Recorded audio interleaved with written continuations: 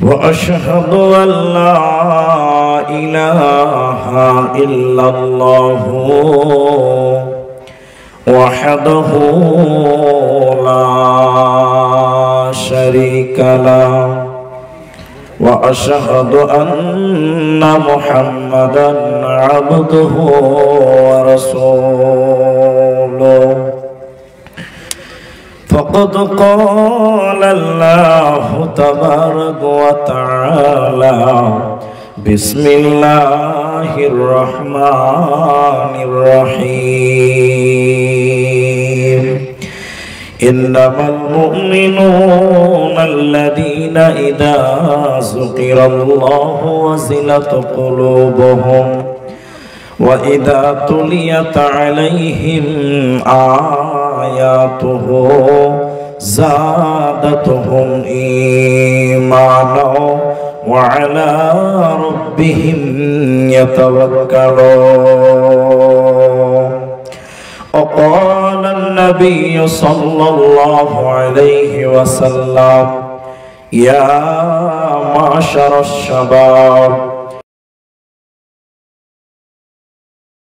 فليتزوج وقال النبي صلى الله عليه وسلم من يرد الله به خيرا يفقه في الدين أو كما قال عليه الصلاة والسلام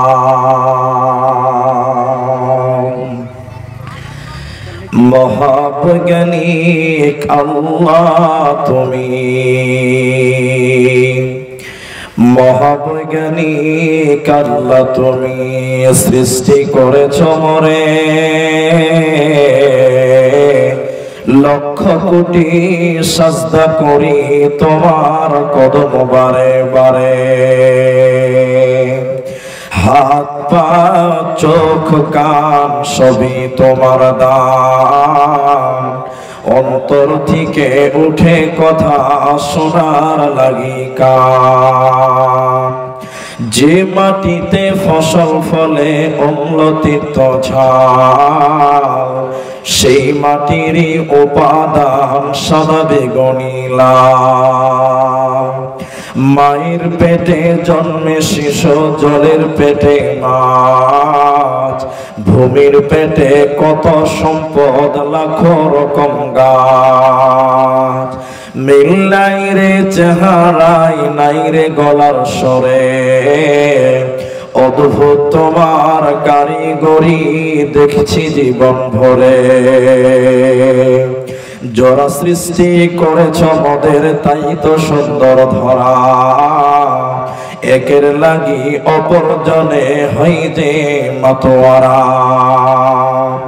আত্মার মতো শান্তি তুমি রেখেছ গোপন করে শত চেষ্টাও করে তাকে পারি না রাখতে ধরে মরা বৈজ্ঞানিক পারি শুধু ভাঙ্গা গড়া কাজ তোমার সৃষ্টি দেখেই মরা পাই যে বড়ইলা সৃষ্টি লাইর আবিষ্কারক মহান বৈজ্ঞানিক তুমি আকাশ বাতাস জুড়ে আছে সাগর মরুভূমি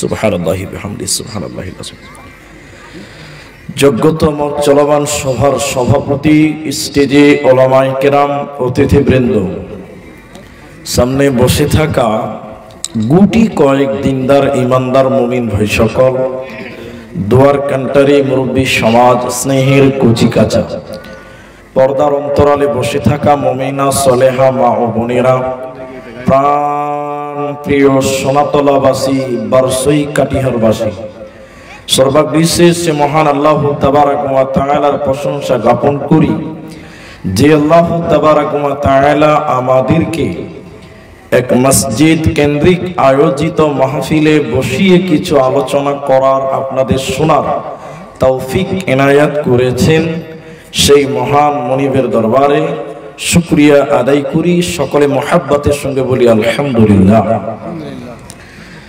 দরুদ ও সালাম বর্ষিত হোক শেরকারে কায়নাত তাজদারে মাদানী নবী কুল শিরোমণি ইমামুল আম্বিয়া নবী মক্কি, নবী মাদানী, নবী আহমদ, নবী মুহাম্মদুর রাসূলুল্লাহ সাল্লাল্লাহু আলাইহি ওয়াসাল্লাম। আল্লাহুম্মা আমিন, আল্লাহুম্মা সাল্লি আলাইহি, আল্লাহুম্মা বারিক আলাইহি।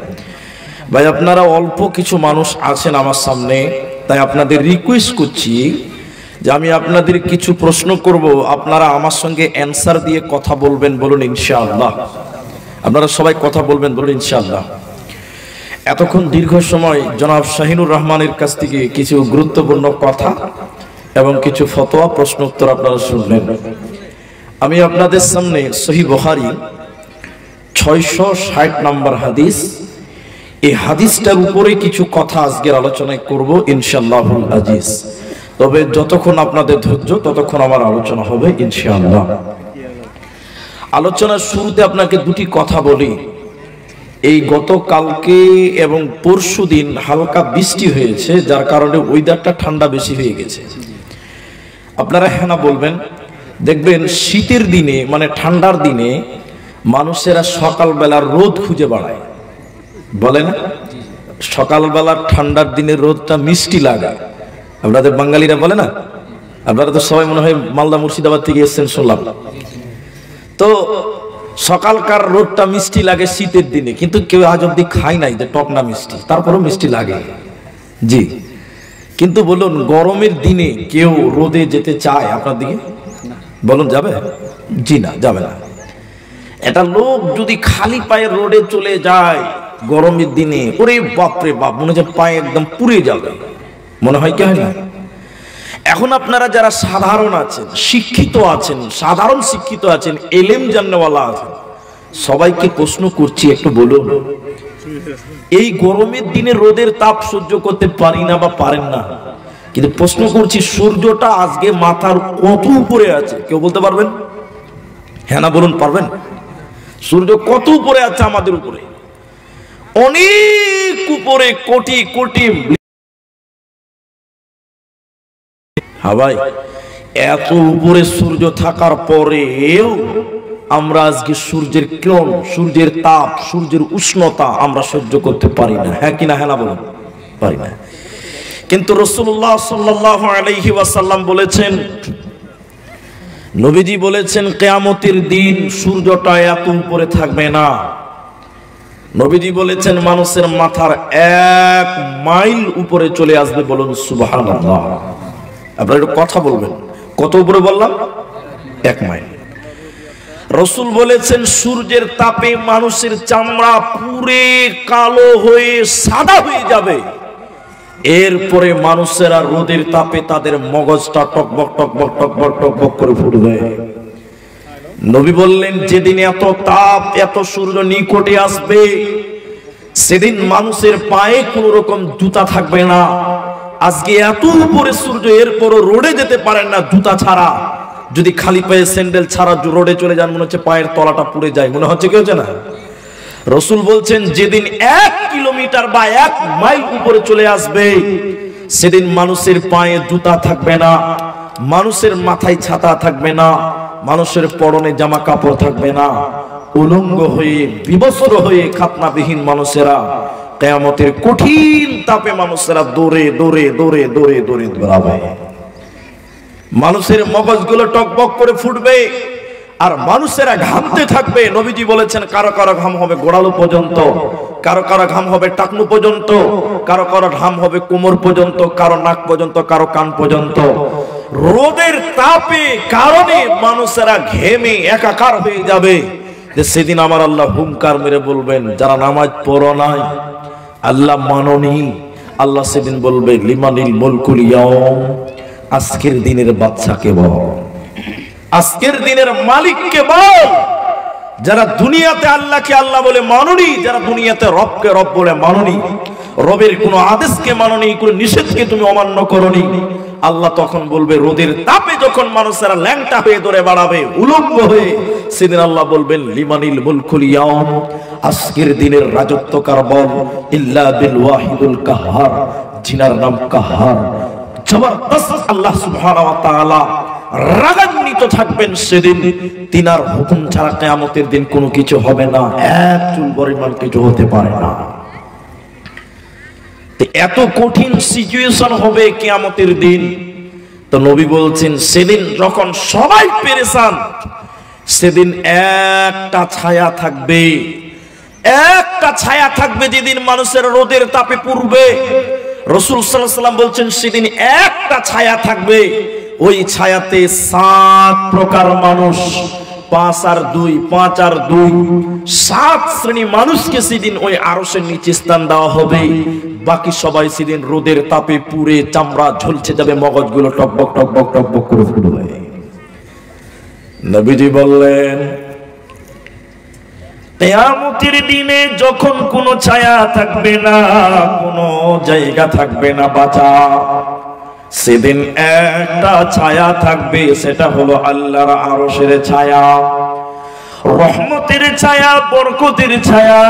বিশ্বনবী বলছেন সেই আরশের ছায়াতে, রহমতের ছায়াতে 7 জন ব্যক্তিকে আল্লাহ আরশের নিচে স্থান দেবে।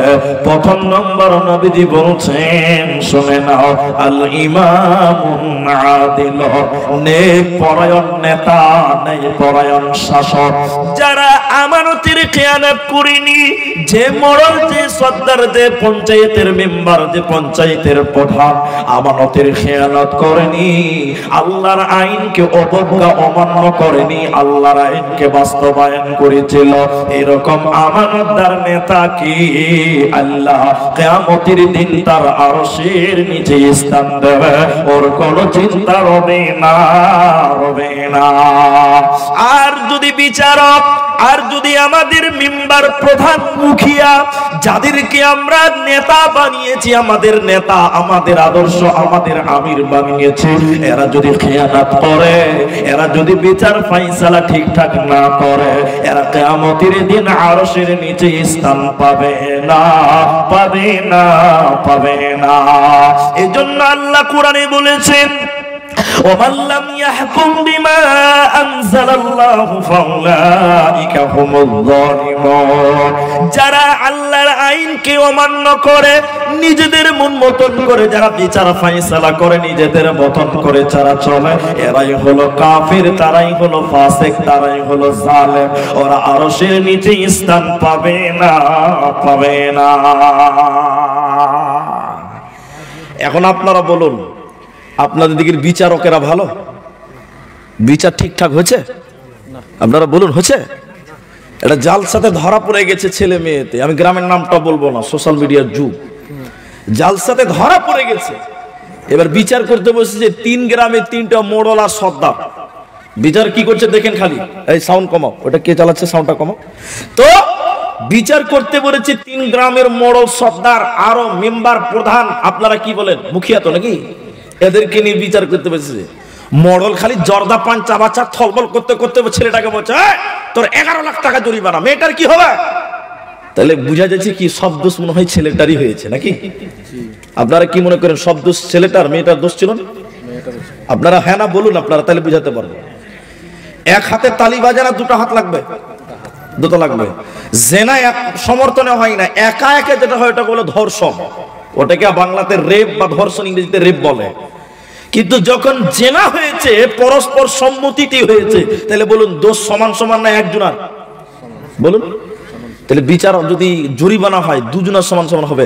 মোড়ল গাল ভরে পান চাবাই 4 বাজে, মেয়েটার কোথায় বিয়ে হবে, মেয়েটার ভবিষ্যৎ কি হবে? ওই ছেলেটাকে বলছে 10,56,000 টাকা জরিমানা করো, বাকি 2টা বলছে মোড়ল তুমি ঠিক কথা বলেছো, তুমি ঠিক কথা বলেছো।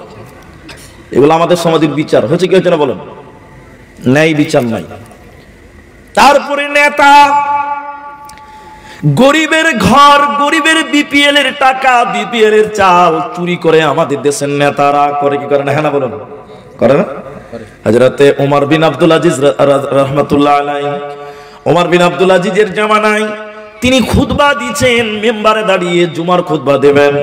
তখন একজন লোক বলছে, ওমর বিন আব্দুল আজিজকে বলছে, বক্তব্য পরে দিবেন, আগে জবাব দেন, আপনার পাঞ্জাবি কেন 4 হাত হয়েছে, জবাবটা আগে দেন। বুঝাতে পারেনি। ওমর বিন আব্দুল আজিজ মেম্বারে জুমার দিন খুতবাতে দাঁড়িয়েছে, তার পাঞ্জাবি একটু লম্বা হয়ে গেছে। কথা বুঝতে পারছেন কিনা আপনারা? একটা লোক বলছে খুতবা পরে দিবেন, পাঞ্জাবি লম্বা কেন, ওইটা আগে বলুন, তারপর খুতবা শুনবো। কেন, কি হয়েছে? লোকটা তখন বলছে সরকারি কাপড় আপনি পেয়েছেন 2 হাত, আমিও পেয়েছি 2 হাত, তো আপনারটা 4 হাত কেন হলো? আগে ওইটার জবাব দেন। বলুন নেতা কাকে বলে? ওমর বিন আব্দুল আজিজ তখন বলছে এই প্রশ্নটা আমি উত্তর দিব না, আমার ছেলে আব্দুল্লাহ উত্তর দিবে। আব্দুল্লাহ দাঁড়িয়ে গিয়ে বলছে ও জুমার লোকেরা, আমি পেয়েছি 2 হাত, আমার বাপ পেয়েছি 2 হাত, আমারটা আমার বাপকেই দিয়ে বলেছি আব্বা তুমি পড়ে নাও, এরপরে আমি একা নিব। আমার বাপকে দেওয়ার কারণে 4 হাত হয়েছে, তোমরা কিছু মনে করো না।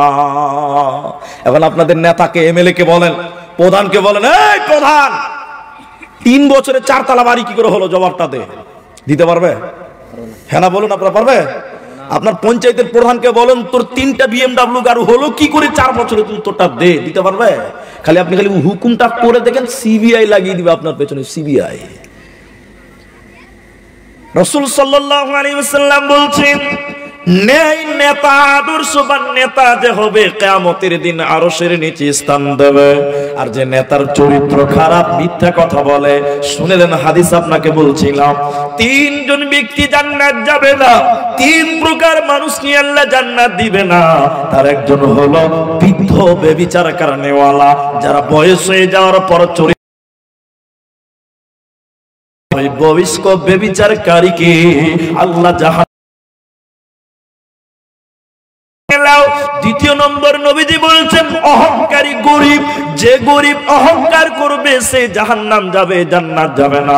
3 নম্বর নবীজি বলেছেন মিথ্যাবাদী নেতা, মিথ্যাবাদী বাদশা ও কোনদিন জান্নাতে যাবে না, যাবে না। তাহলে নেতা যদি সত্য কথা বলে, ওই নেতা কি আল্লাহ জান্নাত দিবে, ওই আমিরকে জান্নাত দিবে, ওই বিচারককে জান্নাত দিবে। শুধু তাই নয়, নবীজি বলেছেন কিয়ামতের দিন যখন কোনো ছায়া থাকবে না, এই নেতাকে, এই আমিরকে আল্লাহ ডেকে ডেকে তার রহমতের নিচে স্থান দেবে, বরকতের ছায়া তার জন্য বরাদ্দ থাকবে, কোনো চিন্তা হবে না। এখন আপনাদেরকে আরেকটু কথা জিজ্ঞাসা করছি, আমাদের দেশের নেতারা সত্য কথা বলে না মিথ্যা বলে? বেশি মিথ্যা কথা বেশি। নেতাকে আপনি তদন্ত করে দেখবেন আমার কথাতে, ওই 100টা কথা বললে 103টা মিথ্যা কথা বলে, আর পয়েন্টে পয়েন্টে মিথ্যা কথা লেখা আছে। আব বিন আজরা রাদিয়াল্লাহু তাআলা আনহু তিনি বলছেন এমন একটা সময় আসবে তোমাদের সামনে, তোমাদের নেতারা হিকমতের সঙ্গে কথা বলবে, হিকমতের সঙ্গে কথা বলবে। ও যখন কথা বলবে মনে হচ্ছে ফেরেশতার আসমানে নাই, ওর মধ্যেই ফেরেশতা আছে। এরপরে রাসূল বলছেন যখন লোকটা ওইখান থেকে জনগণ থেকে বিমুখ হবে, তার কথা এবং কাজের কোনো মিল থাকবে না। এখন আমাদের নেতা যারা আছে, বেশিরভাগ ভালো লোকও আছে, নেতাদের সবাই খারাপ তারা ভালো আছে, কোনো মিল পাওয়া যায় না। বন্ধুরে আমার, যদি জান্নাতে যেতে হয়, নবীজি বলছেন ইনসাফের সঙ্গে গরিবের মাল বুঝিয়ে দাও, ইনসাফের সঙ্গে বিধবার মাল বুঝিয়ে দাও, ইনসাফের সঙ্গে বিচার ফয়সালা করো। কিয়ামতের দিন যেদিন কোনো ছায়া থাকবে না, সেদিন আল্লাহ আরশের নিচে স্থান দেবে আল ইমামুন আদিল, নেকপরায়ণ শাসক বা নেতা কিয়ামতের দিন আল্লাহর মেহমান হবে, কোনো চিন্তা হবে না।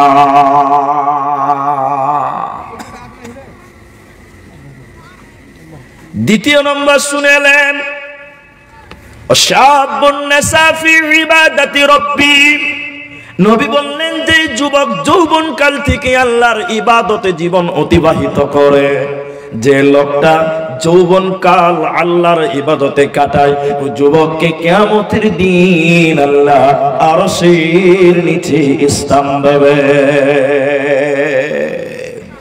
কিন্তু বড় দুঃখ লাগে, আমাদের যুবকেরা সব রকম অপকর্মের সঙ্গে জড়িয়ে গেছে, কিন্তু আল্লাহর কাছে বুড়াদের চাইতে যুবকের মূল্য অনেক বেশি। আপনারা আমার কথা বুঝতে পারছেন কিনা একবার হ্যাঁ না বলুন। বুঝতে পারছেন তো? তাহলে আপনারা উত্তর দেন। ডাব বুঝেন? ডাব ডাব বুঝেন কিনা? হ্যাঁ সবাই বলুন। ভাই আপনি একাই দাঁড়িয়ে আছেন, খারাপ লাগছে না? হ্যাঁ, কি অবস্থা রে ভাই। তো যাই হোক, খুব ভালো ছেলে। বস, আরেকজন দাঁড়িয়েছে, ওই যে একজন দাঁড়িয়েছে, ও বলছে মুলবি তুই যতই বকিস বসবো না। আনন্দবাজারের লোক কাছে, হ্যাঁ একটা ছবি তুল, ও একাই দাঁড়িয়ে আছে, বসবে না। কোথাও বসতে হয় জানে না, বুঝলেন? কোথাও বসতে হয় জানে না। তো আমি যেটা বলছিলাম, আপনারা ডাব বুঝেন? ডাব? আচ্ছা, এখানে আপনাদেরকে জিজ্ঞাসা করছি, বাজারে যাবেন, একটা ডাবের দাম কত? 70-80 টাকা 60 টাকা দাম। আচ্ছা হ্যাঁ না বলুন না আমার কথা। নারকেলের দাম কত? নারকেল 30 টাকা, 25 টাকা, 35 টাকা। হ্যাঁ কি না বলুন? নারকেলের দাম 40 টাকাও জুটলো না, কিন্তু ডাবের দাম 70 টাকা হলো কেন? এইটুকু খালি বোঝাবার জন্য আমি উদাহরণটা দিলাম। কারণ নারকেল বুড়া পেকে গেছে, ওর মূল্য নাই, আর ডাবটা হলো কচি। মানুষের কাছে ডাবের মূল্য যেমন বেশি, আল্লাহর কাছে যুবকের মূল্য অনেক বেশি। যুবক রে, যৌবনকালে আল্লাহর ইবাদত করো, কিয়ামতের দিন আল্লাহ আরশের নিচে স্থান দেবে। এজন্য যৌবনকাল রং তামাশা হাসি লীলাই চলবে না, একমাত্র তোমার যৌবনকাল আল্লাহর ইবাদতে কাটাও, আল্লাহ তোমার উপরে রাজি হয়ে যাবে। যুবকদের দুটি কথা আজকে বলি, দুটি ইবাদতের কথা আপনাকে বলছি। যৌবনকালে আল্লাহর ইবাদত করো। আপনারা আমার সঙ্গে কথা বলবেন। একটা ইবাদত আছে যে ইবাদতটা বুড়াদের জন্য মাপ, মহিলাদের জন্য মাপ, মেয়েদের জন্য মাপ, শিশু নাবালকদের জন্য মাপ। তাহলে বুড়াদের জন্য মাপ, শিশুদের জন্য মাপ, মহিলাদের জন্য মাপ, একমাত্র যুবকদের জন্য ওই ইবাদত। তার নাম জানেন না কেউ? ইবাদতটার নাম কেউ জানেন না? ইবাদতটার নাম হলো জিহাদ। ইবাদতটার নাম কি বললাম? বলুন, একটু বলুন আপনারা। জিহাদ। বুড়াদের জন্য মাপ, মহিলা মায়েদের জন্য মাপ, শিশুদের জন্য মাপ, একমাত্র যুবকদের জন্য একটা ইবাদত আছে, সেটার নাম জিহাদ। এজন্য প্রতিটি মুসলমান যুবক নিজেকে জিহাদের জন্য প্রস্তুতি রাখতে হয়, আর আল্লাহর কাছে দোয়া করতে হবে, আল্লাহ তুমি আমাকে শহীদের মরণ দাও। দ্বিতীয় যুবকের ইবাদত শুনে নাও। কোরআনে আল্লাহ বলছেন, অবিমা আনফাকু মিন আমওয়ালিহিম, হে পুরুষ, হে যুবক, তুমি মাল ইনকাম করো, খরচা করতে হবে তোমার বিবির উপরে। কার উপরে? বিবির উপরে। এখন আমাদের সমাজে কিছু পুরুষ আছে দেখবেন কামাই করে না। আপনার দিকে আছে? একদিন কামাই করে 3 দিন বসে খায় শেষ করবে টাকা, তারপর আবার কামাই যাবে। এরকম অলস মার্কা লোক আছে না? হ্যাঁ না বলো? আপনাকে কামাই করতে হবে। এই যে শাহিনুরকে প্রশ্ন দিলেন আপনারা, শাহিনুরকে আপনারা প্রশ্ন দিলেন বিড়ি বানা যাবে কি যাবে না, আপনারা উত্তর নিয়ে নিয়েছেন তার কাছে, আমি উত্তর দিলাম না, তিনি যেহেতু উত্তর দিয়ে দিয়েছেন। শুধু আপনাকে এতটুকু কথা বলি, অনেক লোক, আমরা যখন বলি বিড়ি বানা হারাম, তখন অনেক লোক বলে বলিছে বিড়ি যদি মেয়েরা না বানে তাহলে সংসার চলবে না। বলে কি বলে না? হ্যাঁ না বলো? আপনাদেরকে বলে না বিড়ি না বানলে সংসার চলবে না? বলে না কথাটা? বলে। আচ্ছা, এখানে আপনাদের আসামের লোক তো এখানে নয়, আমি একা আছি, থাকলে প্রমাণ করে দিতাম। আমাদের দেশে ভাই বিড়ি টিড়ি বাঁধে না, তাহলে কি আমরা না খেয়ে থাকি? হ্যাঁ, কিন্তু মনে হয় আমরা না খেয়ে থাকি। আর আমাদের সংসার চলে, তাহলে আপনার চলবে না কেন? আবার কত বেহায়া কথাটা বলছে, যদি বউ বিড়ি না বালে সংসার চলবে না। তুই কি হিজড়া নাকি রে বাবা? হ্যাঁ, তুই কি হিজড়া নাকি রে? তোর বোর কামাই কেনা খাবি তুই? আল্লাহ কোরআনে বলেছেন, উলামা আছে, ওয়াবিমা আনফাকু মিন আমওয়ালিহিম, মাল ইনকাম করার দায়িত্ব পুরুষের, খরচা করতে হবে বিবিদের পেছনে। আর কিছু হিজড়ে মার্কা ছেলে আছে বলে বউ যদি বিড়ি না বানলে খেতে পাবো না। আব্দুল কালাম, তুই তো বেটা ছেলে কি করতে রে? তুই মরদ কি করতে? তোকে কামাই করতে হবে। কামাই করবে না। ফর এক্সাম্পল দিচ্ছি, যুবক তোমাকে কামাই করতে হবে। আপনি মজা লিখছেন, শোনেন আপনাকে কথাটা বলছি। এই গ্রামটার নাম সোনাতলা, তাই না? আমার শ্বশুর গ্রামের নাম সোনাতলা, আমার শ্বশুর গ্রামটার নামও সোনাতলা। তো যাই হোক, আবার ভাবেন না যেটা আবার বিয়ে করতে এসেছিল এরকম ভাববেন না, তাহলে সালা ঝামেলা লেগে যাবে। তো যাই হোক, ওটা আবার সোশ্যাল মিডিয়াতে কি না কি লিখে দিয়েছে, ঝামেলা শেষ নাই। তো যাই হোক, তো আমি যে কথাটা বলছি আপনি বুঝার চেষ্টা করেন। এই সোনাতলা একটা 70 বছর, মানে এই আমার বাপজির মতন বয়স্ক, ওনার বয়স 70 পেরিয়ে গেছে মনে হয়। তো 70 বছরের একটা বুড়া মানুষ দুপুরে ভাত খেয়ে জোহরের নামাজ পড়তে গেছে। তো নামাজ টামাজ পড়ে বলছে, আর বাড়ি কি করতে যাবো? ওই আসরের নামাজটা পড়েই বাড়ি যাবো, একবারে আর যাবো না। বয়স্ক মানুষ তো জোহরের নামাজ পড়ে মসজিদের এক কানাতে বসে বলছে সুবহানাল্লাহ সুবহানাল্লাহ আলহামদুলিল্লাহ আল্লাহু আকবার, জিকির করছে। আমার মতন একটা 30 বছরের যুবক ছেলে বলছে, হবে বুড়া তো নেকি লুটে নিল বা, সালা আমিও বাড়ি যাবো না, আমিও সুবহানাল্লাহ সুবহানাল্লাহ করবো। আমার মতন একটা যুবক ছেলে মসজিদের এক কানাতে যে বলছে, বুড়া তুই খালি রেডি হও, আমার সঙ্গে পারবি না। এবার আমি সুবহানাল্লাহ সুবহানাল্লাহ সুবহানাল্লাহ সুবহানাল্লাহ, শতাব্দী চলছে আর কি। আচ্ছা বলুন, উনি বয়স্ক মানুষ, সুবহানাল্লাহ সুবহানাল্লাহ আলহামদুলিল্লাহ জিকির করছেন, নাকি পাবে কে পাবে না? জোরে বলুন, সবাই বলুন পাবে। এবার আমি বুড়া, আমি চ্যাংড়া মানুষ, আমি যদি সুবহানাল্লাহ সুবহানাল্লাহ বলি নেকি হবে কি হবে না? হ্যাঁ, দুরকম হলো, কেউ বলছে হবে, কেউ হবে না। আচ্ছা আপনারা এবার যুক্তটা দিবেন। সুবহানাল্লাহ, আলহামদুলিল্লাহ, আল্লাহু আকবার, এটা ফরজ না নফল? এটা নফল। আর আল্লাহ কোরআনে বলেছেন পুরুষ মাল ইনকাম করা ফরজ। শরীর স্বাস্থ্য ঠিক আছে যুবক তাগরা, তোমার মাল ইনকাম করা ফরজ। এবার আপনারা সবাই বলুন ফরজ আগে না নফল আগে? ফরজ আগে। তাহলে তুমি যদি ইনকাম বাদ দিয়ে সুবহানাল্লাহ করো যুবক, তোমার নেকি কিন্তু হবে না, কারণ মাল ইনকাম করা ফরজ। সূরা জুমাতে আপনি খুলে দেখুন, আল্লাহ বলছেন ফাইদা কুদিয়াতিস সালাত, যখন তোমাদের নামাজ হয়ে যাবে যুবকের দল, তো ফান্তাশিরু ফিল আরদি, তোমরা মসজিদ থেকে জমিনে বের হয়ে যাও, ওয়াত্তাগু মিন ফাদলিল্লাহ, আল্লাহর ফজল তোমরা উন্নয়ন করো, রিজিক তোমরা উন্নয়ন করো। কাটিহার টাউনে তোমাকে চকলেট বিক্রি করতে হবে, রোডে তোমাকে ধানের জমিনে কাজ করতে হবে, লেবারি করতে হবে, যুবক এটা তোমার জন্য ফরজ। সুবহানাল্লাহ এটা নফল। বুড়া মানুষ এখন কামাই করতে পারবে না, ও মসজিদে বলবে সুবহানাল্লাহ, ও যে নেকি পাবে। তুমি মসজিদে বসে থাকলে নেকি হবে না, ফরজকে অমান্য করলে গুনাহ হবে। সবাই কামাই করবো বলুন ইনশাআল্লাহ, বলুন ইনশাআল্লাহ। অলসতার দুনিয়া ইসলামে নাই। ইসলাম বলছে বড় লোক হও, কামাই করো। সাইনুর ভাই একটা হাদিস বলছিলেন, কিন্তু বলা হচ্ছে না ভালো করে, তাও বলছে ইয়া মাশারাস শাবাব, বিয়ে করবে আগে ক্ষমতা হতে হবে। ক্ষমতা মানে টাকা লাগবে। বিয়ে করার পর তোমার বোর ব্লাউজ যদি রাস্তায় মেলে দাও, ভিতরে জায়গা না করো, তোমার বোর ব্লাউজ দেখবার বলছে সালাম মুখের বউ কত মোটাবে, পাপ হবে। তাহলে বিয়ে করার আগে বোর ব্লাউজটা মেলার জায়গা তৈরি করতে হবে, তার নাম ক্ষমতা। কথা বুঝতে পারছেন কিনা আপনারা? হ্যাঁ বলুন। তুমি ল্যাংটার বেটা, ল্যাংটা কিছুই নাই, বিয়ে করেছে, তোমার বোর ব্লাউজ আর ছায়া রাস্তাতে মিলছে, এরকম বেহায়া লোক আছে না? হ্যাঁ না বলুন, আছে না নাই? ওর স্ত্রীর ব্লাউজ আর ছায়াটাকে রাস্তাতে মিলছে, আর গোটা দুনিয়ার লোক ওর বোর ব্লাউজ দেখছে আর কল্পনা করছে। আপনি বলবেন করবে না মানে? যদি কেউ কল্পনা না করে ওকে মেডিকেল দেখাতে হবে। হ্যাঁ হাসছেন, আপনাকে মেডিকেল দেখাতে হবে। ও যৌবনের ত্রুটি আছে। আমি বলছি আব্দুর রহমান, আপনি আপনি বুঝতে পারেননি কথাটা। নবী হাদিস বলছিলাম শাবুন নাশা ফি ইবাদাতিল্লাহ, যে যুবক যৌবন কাল আল্লাহর ইবাদতে কাটায়, তার যুবকের দল। তোমাকে আমি দুটি ইবাদত বললাম, একটা হলো জিহাদ, দ্বিতীয় নম্বর হলো ইনকাম। আরেকটা হালকা করে বলে আমি 3 নম্বরটা বলছি। যুবকেরা এখন সব রকম পাপের সঙ্গে জড়িয়ে গেছে, বিশেষ করে জেনা। বিশেষ করে কি বললাম? জেনা। আপনারা বলুন কি বললাম? জেনা।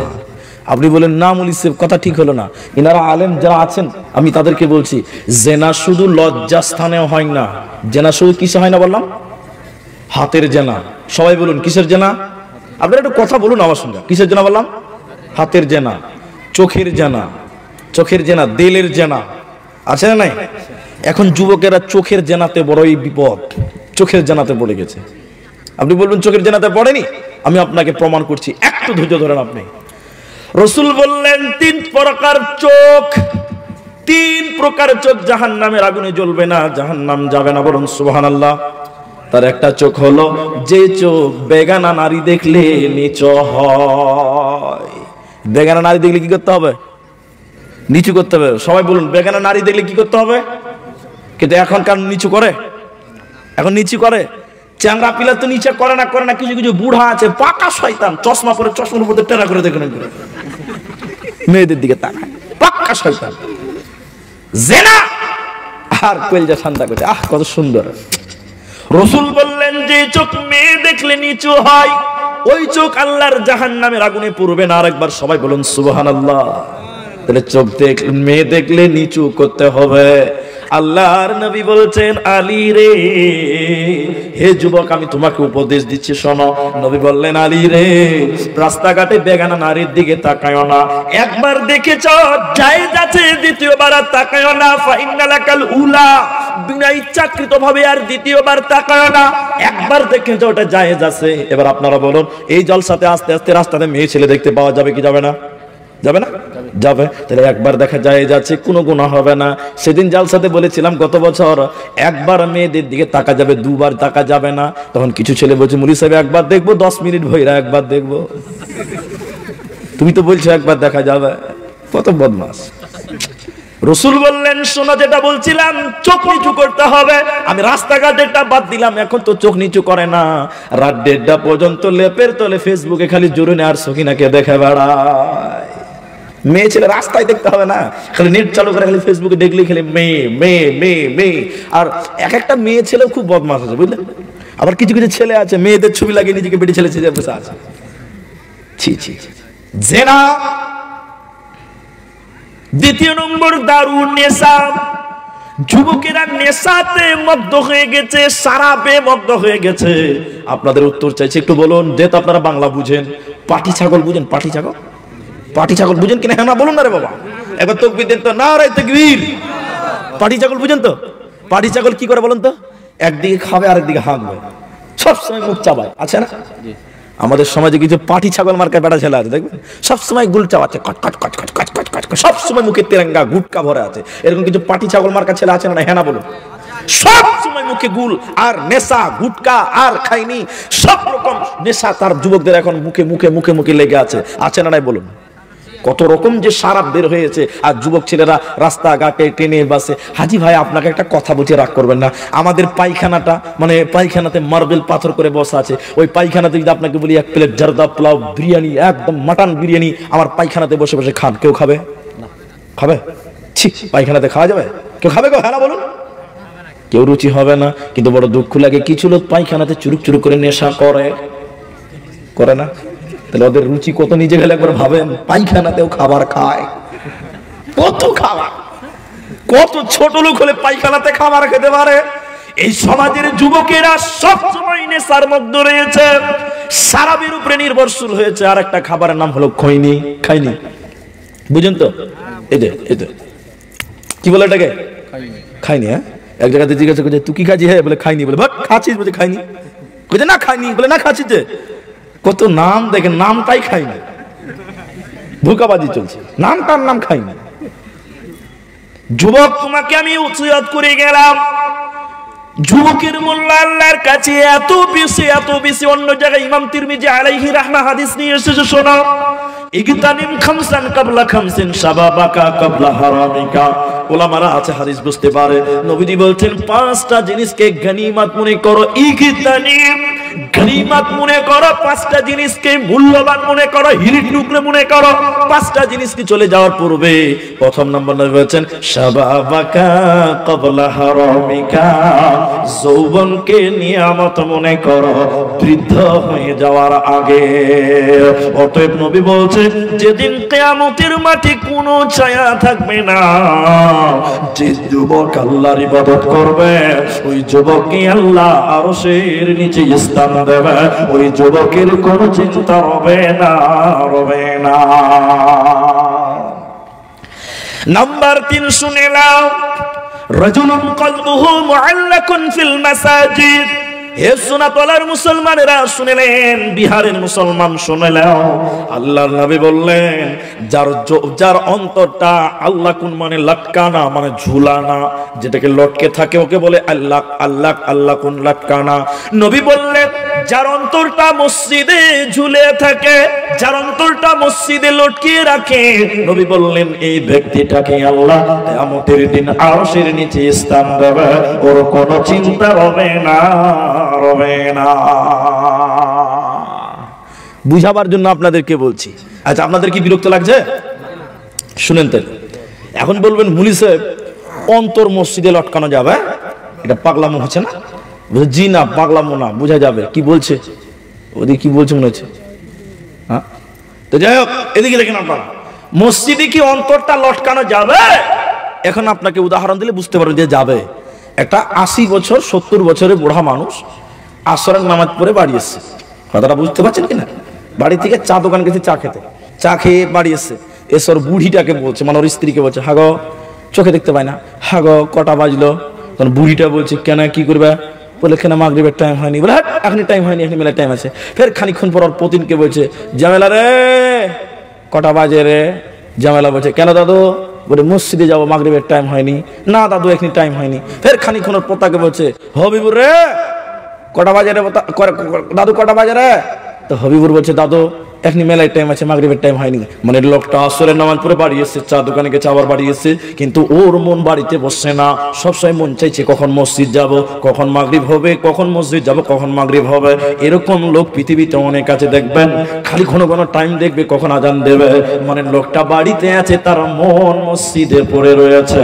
বিশ্বনবী বলছেন, রাজুলুন কলবুহু মুআল্লাকুন ফিল মাসাজিদ, যার অন্তরটা মসজিদে ঝুলে থাকে রে, এই ব্যক্তিকে আল্লাহ আরশের নিচে স্থান দেবে, কোনো চিন্তা হবে না।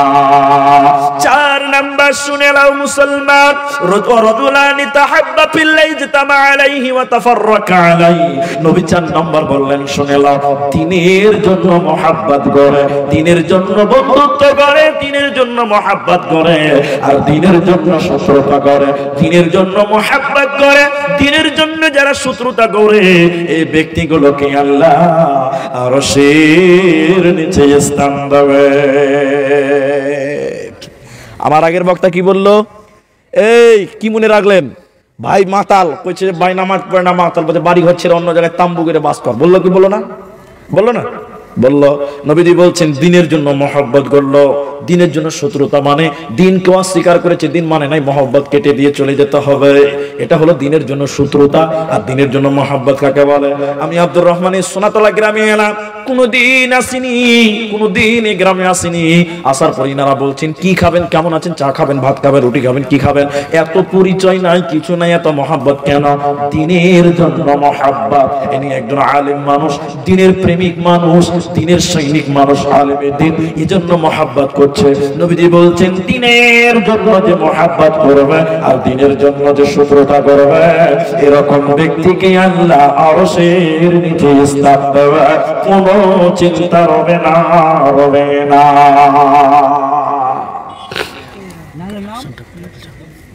এত তাড়াতাড়ি 5 নাম্বার শুনেলেন, রাসূলুল্লাহ বললেন এমন একটা মহিলা, শুনেন ভাই আমার, নবীজি বলছেন এমন একটা মহিলা, ওই মেয়েটা দেখতে সুন্দর, ওই মেয়েটার বংশ অনেক ভালো, মেয়েটা দেখতে সুন্দর, মেয়েটা বংশ অনেক ভালো, মেয়েটা দেখতে সুন্দর, মেয়েটার বংশ অনেক ভালো। মানে সুন্দরী একটা বিরাট বংশের মেয়ে, সুন্দরী মেয়ে। ওই মেয়েটা একটা ছেলেকে বলছে চলো চলো জেনা করিগা, চলো চলো বিয়ে করিগা, চলো চলো পালিয়ে যাই, ব্যভিচার করিগা। ওই সময় কোন যুবক যদি বলতে পারে আমি আল্লাহকে ভয় করি, আমার দিলে আল্লাহর ভয় রয়েছে, নবীজি বলছেন এরকম যুবককে আল্লাহ কিয়ামতের দিনে আরশের নিচে স্থান দেবে। বুঝাবার জন্য আপনাকে বলছি, একটু বুঝার চেষ্টা করেন আপনারা। আচ্ছা, এখনকার মেয়েরা মুখে বলে যে জেনা করিগা, বলে? কথা বলুন, একটু বলুন। বলে না। আপনারা এতগুলো লোক আমার কথা বুঝতে পারছেন তো? একটু হ্যাঁ বলুন তো, না ভেড়ার মতন বকাই হয়েছে আমার? একটু উত্তর দিবেন আপনারা। এখনকার মেয়েরা মুখে বলে জেনা করিগা? জি বলে না। মেয়েরা হাজার বেহায়া হলেও ওদের লজ্জা আছে, ওদের লাজুক মেয়েদের মধ্যে একটা লজ্জার ভাব আছে। তাহলে নবী বলছেন মেয়ে মুখে বলবে চলো জেনা করিগা, কিন্তু এখন আপনি গবেষণা করে দেখবেন এখনকার মেয়েরা মুখে বলে না। ওদের পোশাক এত সুন্দর, এত টাইট ফিট পোশাক, পোশাক পুরুষদেরকে আকর্ষণ করে। হ্যাঁ না বলুন, করে না? পোশাককে আকর্ষণ করছে, চলো আমাকে নিয়ে পালা। এত টাইট ফিটিং পোশাক পরছে মেয়েরা। মেয়েদের পোশাক আশাকে বলছে, ছেলেদেরকে বলতে যে তোরা আমাকে নিয়ে প্রেম কর, আমাকে নিয়ে পালা, আমাকে নিয়ে চলে যা। এখনকার মেয়েরা মুখে বলে না, কিন্তু মেয়েদের পোশাক চাল চরণ বলছে আমাকে নিয়ে একটু পালা। নবী বলছেন এ সময় যে যুবক বলতে পারবে আমি আল্লাহকে ভয় করি, নবীজি বলছেন যুবককে আল্লাহ আরশের নিচে স্থান দেবে। 7 জনের মধ্যে ইনি হলো 5ম নাম্বার। আপনাদের দিকের মেয়েরা বোরখা পরে? পরে? পরে, কিছু পরে, খুব কম পরে। জি, এখন আপনাদের জানার জন্য বলছি ভাই, সোশ্যাল মিডিয়ার যুগ। আপনাদেরকে একটা কথা আমি বলতে চাই, দেখবেন কিছু কিছু বোরখা বেরিয়েছে, দেখবেন আপনারা দেখেছেন হয়তোবা, এত ডিজাইন। ওই বোরখাওয়ালা মেয়েদের দেখলে মনে জান ভরে আগে দেখলেই তারপরে চোখটা নামাবো, এটা হাসবেন না, মনে হয় না? আরে বোরখা এত চাকচমক হবে কেন? তো বোরখা পরার কারণে তোমার যদি তাকিয়েই থাকে তো কি লাভ হলো? কথা বুঝতে পারছেন না মনে হয়? বোরখা হবে সাদা মাথা, তাহলে বাবুন শুনে নাও, কোন পুরুষকে পোশাকে দিয়ে আকর্ষণ করা যাবে না। 6 নম্বর শুনে নাও, নবী বললেন, আমাকে কমিটির লোক বলছে একটু দানের দিকে যেতে হবে, আপনারা ধৈর্য হারা হবেন না। 6 নম্বর নবীজি বলছেন 7টা লোক আমি আপনাদের বলবো। 6 নম্বর নবী বলছেন এমন দান করলো, ডান হাত দান করলো তো বাঁ হাত জানলো না, বাঁ হাত দান করলো তো ডান হাত জানলো না, ডান হাত দান করলো তো বাঁ হাত জানলো না। এর মানে হলো যে ব্যক্তি গোপনে গোপনে দান করে, নবীজি বলছেন ওই লোকটাকে আল্লাহ আরশের নিচে স্থান দেবে। আপনারা খালি হ্যাঁ না বলুন। এখন কি হয়েছে জানেন? এখন কি সিস্টেম চলছে? 2000 টাকা একটা 3 বছরের 5 বছরের ছেলেকে দিয়ে বলছে যা যা যা, বলবি জমশেদ 2000 টাকা দিল। বারবার পাঠাচ্ছে, রানিং বক্তাকে থামিয়ে বলছে মুলি সাহেব একটু দোয়া করে দাও, জমশেদ 2000 টাকা দিল। আসলে দানটা আল্লাহকে খুশি করার জন্য নয়, গ্রামের লোককে শোনাবার জন্য। হ্যাঁ না বলুন? আছে না লোক দেখানি দান? আছে না নাই বলুন? কোন একটা জালসাতে বুঝলেন স্টেজে যাচ্ছে তো টাকা দিয়েছে, 1,500 টাকা দিয়েছে মুলি সাহেব, আমার নাম বলবে অমুক, আমি নামটা বলছি না, একটু দোয়া করে দিবা। তো আমি এসে স্টেজে আমার নাম টাম বললি যে ভাই 1,500 টাকা দাম দিয়েছে, দানটা রেখে দাও। দানটা দিয়েছি কিনা? দানটা রেখে দিয়েছে। তখন মাইকে আর বলা হয়নি, বুঝলেন, ভুলে গেছি। আমি জালসা করে নামছি, তখন ওই মেয়ের ছেলেটা এসে বলছে মুলি সাহেব টাকাটি ঘুরিয়ে দাও। আমার নাম তুমি বলিনি, টাকা ঘুরিয়ে দাও। আচ্ছা আপনারা বলুন এগুলো কি হচ্ছে বলুন? লোককে দেখানো ইবাদত নয়, বরং শিরক। তার মানে প্রকাশ্যে দান করা যাবে না, ব্যাপারটা এমন নয়। কোরআন খুলুন, আপনাকে দলিল দিচ্ছি। আল্লাহ কোরআনে বলেছেন আল্লাযীনা ইউনফিকুনা আমওয়ালাহুম বিল-লাইলি ওয়ান-নাহারি সিররাও ওয়া আলানিয়া, প্রকাশ্যে এবং গোপনে দুই ভাবে দান করা যায়। তাহলে প্রকাশ্যে দান করা যাবে, গোপনে দান করা ভালো উত্তম বলা যেতে পারে, কিন্তু প্রকাশ্যেও দান করা যাবে, গোপনে দান করা বেশি ভালো। নবী বললেন শুনে নাও, যে ব্যক্তি গোপনে গোপনে দান করলো, ডান হাত দান করলো তো বাঁ হাত জানলো না, এই রকম ব্যক্তিকে আল্লাহ কিয়ামতের দিন আরশের নিচে স্থান দেবে, কোনো চিন্তা রবে না। তবে এখন খুব মানুষ চালাক, যদি গোপনে দান করছে দান কম দিয়ে পাঠাচ্ছে। ওই কিছু লোক 5,000 টাকা দিতে পারবে, 1,000 টাকা দিয়ে বলছে নাম বলবি না, এমনি রেখে দেখা যাবে বেনামিতে, বলবি বেনামিতে। তাহলে আমরা বক্তারাও বিপদগ্রস্ত। তখন আমরা ধরতে হয়েছে কে কে এটা দিলে গো, ঠিক খুঁজে বার করে নিতে হয়েছে। না তো যদি গোপনে ইনসাফ করে দান করেন, তাহলে বক্তা কোনোদিন ওই লোকটাকে খুঁজবে না। আপনারা একটু বলুন খুঁজবে? কিন্তু মানুষ বড় চালাক, ওই 1000টা 5000 দেনওয়ালা 1000 দিয়ে বুঝিয়ে দিচ্ছে যা বেনামি বলে দেখা, তাহলে খুঁজে পাবে না কে দিল। যদি জানে যে জমশেদ ভাই 1000 টাকা দিতে, বক্তা বলবে ভাই জমশেদ তুমি ব্যবসায়িক মানুষ 5000 টাকা দাও। চালাক। দিনের খাতির এরকম ধোঁকাবাজি চলে না। তাহলে 1 নম্বর বলছিলাম আদর্শবান নেতা, আমানতদার নেতা, আমানতদার বিচারক। 2 নম্বর বলছিলাম যে যুবক আল্লাহর ইবাদত করে। 3 নম্বর বলছিলাম নিজের দিলকে যারা মসজিদে ঝুলিয়ে রাখে। 4 নম্বর বললাম দিনের জন্য মহাব্বত, দিনের জন্য শত্রুতা করে। আর 5 নম্বর বলছিলাম সুন্দরী রমণী মহিলা কোন ছেলেকে আকর্ষণ করছে বা ডাকছে, তখন ছেলে যদি বলে ইন্নী আখাফুল্লাহ, আমি আল্লাহকে ভয় করি, নবীজি বলছেন এই যুবকের জন্য আরশের নিচে স্থান থাকবে। 6 নম্বর নবীজি বলছেন ডান হাত দান করলো, বাঁ হাত জানলো না, গোপনে গোপনে যে যুবক দান করবে, এই যুবক নিয়ে আল্লাহ আরশের নিচে স্থান দেবে। আপনারা একটা কথা আমি বলে নিছি, আর বাকি আছে একটা। আপনারা মসজিদের জালসা দিয়েছেন, আপনারা হাঁটাহাঁটি করবেন না। আমার আগে ভাই শাহিনুরের বক্তব্য শুনলেন, আপনারা দান হয়তো দেননি, সেরকম আমি আওয়াজ পাইনি, হালকা পাতলা কিছু হয়েছে, সেরকম বড় কিছু আমি আওয়াজ পাইনি। ভাই আমি আপনাদেরকে এই যে 7টা আলামত বলছি, আরশের নিচে স্থান পানেওয়ালা ব্যক্তি 7 জন, 7 নম্বর পালা এবার চলে এসেছে, এটা একটু সময় লাগবে। আমি আপনাদেরকে বলতে চাই এটা একটা মসজিদের জালসা। আপনারা যদি টাকা না দেন তা আমি কি গলা টিভিতে নিতে পারবো? বলুন, আমি কি কলার ধরে নিতে পারবো? দিয়ে যান তোকে মারবো বলতে পারবো না। তাহলে দানের ব্যাপারটা একান্তই ব্যক্তিগত ব্যাপার। তবে আপনাদের কাছে আরো আধা ঘন্টা টাইম আমি চাচ্ছি, আপনারা দেবেন তো ইনশাল্লাহ? ইনশাল্লাহ বলুন। এতগুলো লোক ইনশাল্লাহ বলেন না। আল্লাহ আল্লাহ বলছেন জাহান্নাম বেশি কেন যাবি জানো? আল্লাহ বলছেন কোরআনে ওয়ালাকাদ যারা'না জাহান্নামা কাসীরাম, ওখানে বলা হয়েছে অধিকাংশ মানুষের জিন জাহান্নামে যাবে। বলে কেন? ওই শুনে না বুঝে না, ওগুলো অ্যাডিশনাল, অরিজিনাল কারণ কোনটা? বলছে ওয়া উলাইকা হুমুল গাফিলুন, অলসতার কারণে জাহান্নাম যাবে। জীবনে এত অলস হলে হবে না, একটু চালু হতে হবে। এত ঢিলা মাল আল্লাহ পছন্দ করে না। সবাই আধা ঘন্টা টাইম বসবো, সঙ্গে সঙ্গে বলো ইনশাআল্লাহ। এটা হলো মুমিনের পরিচয়। ভাই আপনি আবার দাঁড়ালেন, বসো। আমি দাঁড়ানো লোক পছন্দ করি না, জি মাঝে মাঝে খালি ডিউটি করতে হয়েছে। আমি মসজিদের জন্য আপনাদের কাছে কিছু চাইবো, মা বোন যারা বসে আছেন সবার উদ্দেশ্যে বলছি, আপনারা বসুন আধা ঘন্টাটা খালি আরেকটা বলবো। 7 নম্বর নবী বললেন রাজুলুন যাকারাল্লাহু খালিয়ান ফাফাদাতুহু আইনাহু। রাসূল বললেন যে লোক আল্লাহর ভয়ে কেঁদেছিল, আল্লাহর ভয়ে কাঁদে যে লোক, ওই ব্যক্তিকে আল্লাহ আরশের নিচে স্থান দেবে, কোনো চিন্তা হবে না, হবে না। আল্লাহর ভয়ে কাঁদা কাকে বলে কোনদিন জানেন না? মা আমার, বোন আমার, এই হাদিসটা শুধু আপনাদের শোনাতে চাই, শুনেলেন। বুখারী শরীফের মধ্যে এসেছে একটা লোক অনেক পাপ করেছিল, অনেক গুনাহ করার পর যখন লোকটা বয়স হয়ে গেল, লোকটা ছেলেদেরকে ডেকে নিয়ে বলছে, বাবা আমি জীবনে অনেক পাপ করেছি, অনেক গুনাহ করেছি রে বাপ, আমাকে আল্লাহ যদি ধরতে পারে, আল্লাহ জাহান্নামে আমাকে ধরতে না পারে বেটা, আল্লাহ যেন আমাকে ধরতে না পারে বেটা, আমি যখন মারা যাব বেটা, আমার লাশটাকে তোরা সমুদ্রের কাছে নিয়ে যাবি, নদীর কাছে আমার লাশটা নিয়ে যাবি বেটা, আল্লাহ যেন আমাকে ধরতে না পারে, আমার লাশটাকে পুড়িয়ে জ্বালিয়ে ছারখার করে দিবি বেটা, এরপরে আমার দেহের ছাইগুলোকে 2 ভাগ করবি, ক্বালা নিসফাহু ফিল বাররি ওয়া নিসফাহু ফিল বাহরি, এক অংশ ছাইকে হাওয়াতে উড়িয়ে দিবে, অপর অংশ ছাইকে পানিতে ফেলে দেবে, আল্লাহ যেন ধরতে না পারে।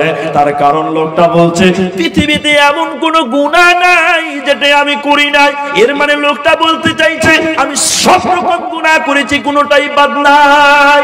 এখন আপনাদেরকে বলতে চাচ্ছি, আপনারা বলুন আল্লাহর কাছ থেকে কেউ পালাতে পারবে? পারবে?